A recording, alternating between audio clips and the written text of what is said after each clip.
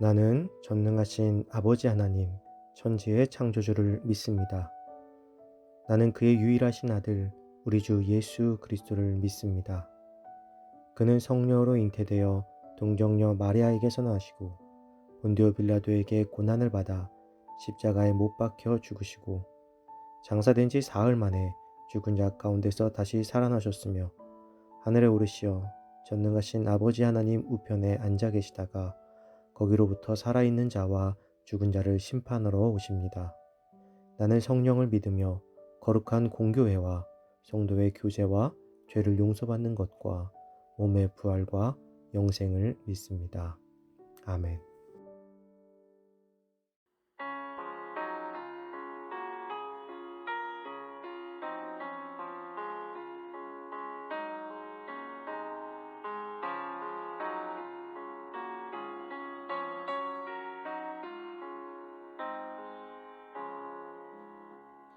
주의 사랑 빛이 그의 기쁨 오네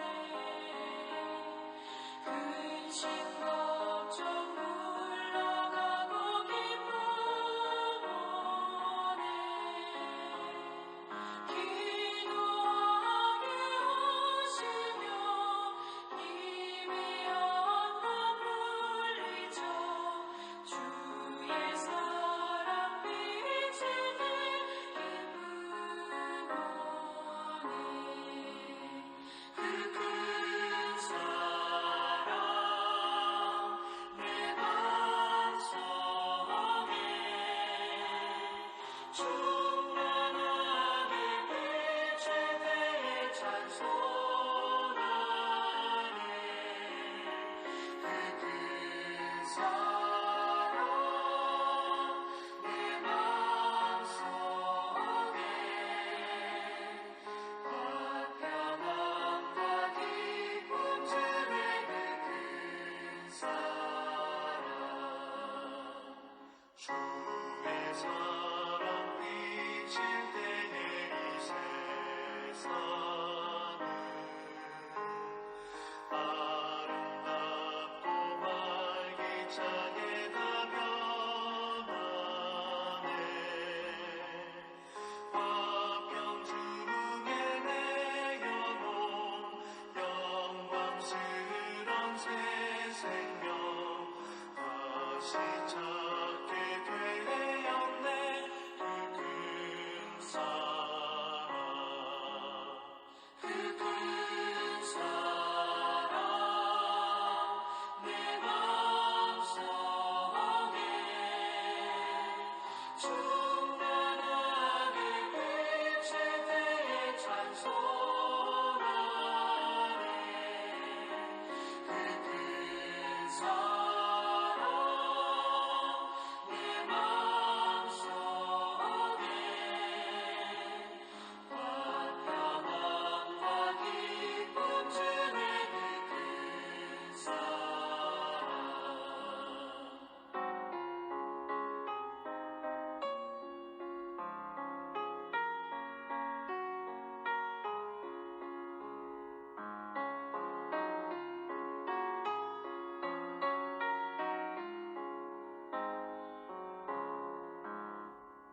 주의 사랑 비칠 때에 이 세상은 어둠 슬픔 중 아침이 다 사라져 우리들을 가는 길 밝히 비춰주시며 복을 받게 하시네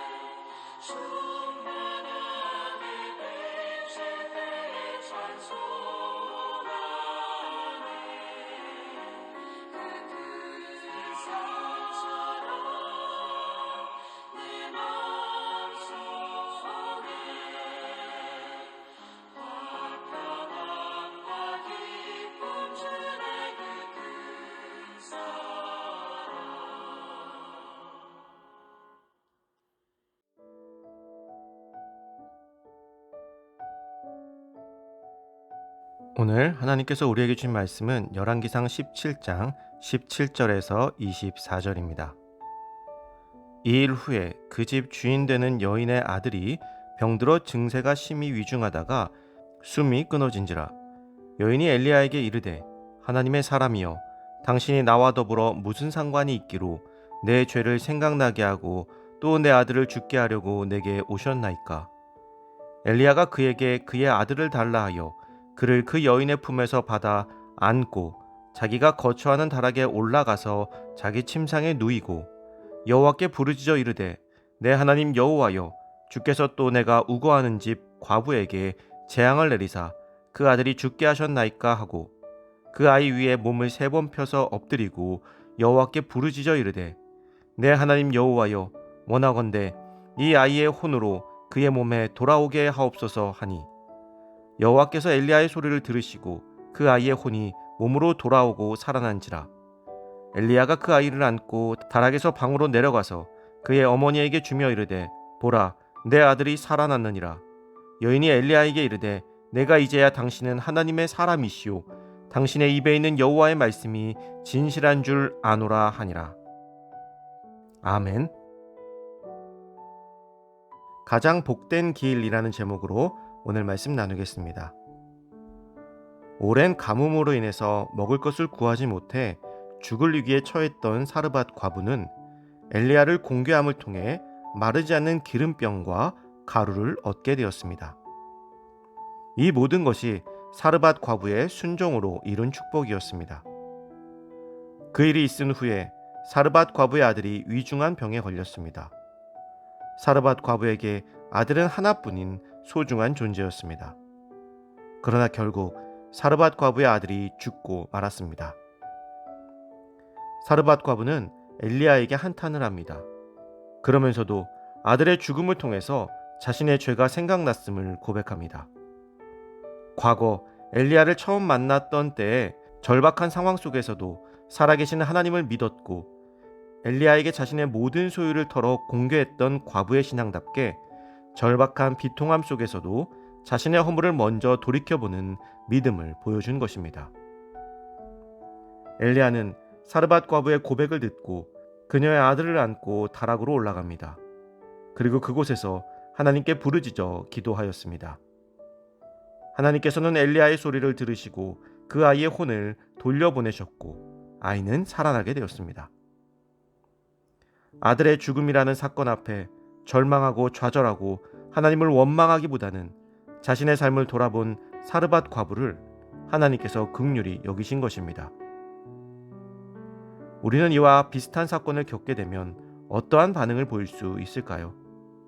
나 자신의 문제를 먼저 돌아보기보다는 다른 곳에서 원인을 찾고 그것을 원망하며 마음의 짐을 조금이라도 덜어내보려고 하지는 않을까요? 아마 대부분의 사람들이 이것저것 핑계거리를 찾아 나설 것입니다. 그러나 사르밧 과부는 자신의 죄를 그대로 받아들였습니다. 하나님을 원망하기보다는 자신의 허물을 되돌아봤던 것이죠.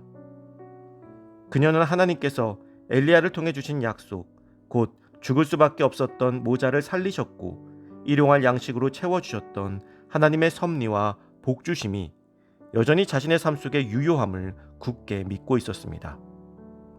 그리고 결국 그 복을 누리게 되었습니다. 사랑하는 성도 여러분, 믿음은 우리를 구원으로 인도합니다.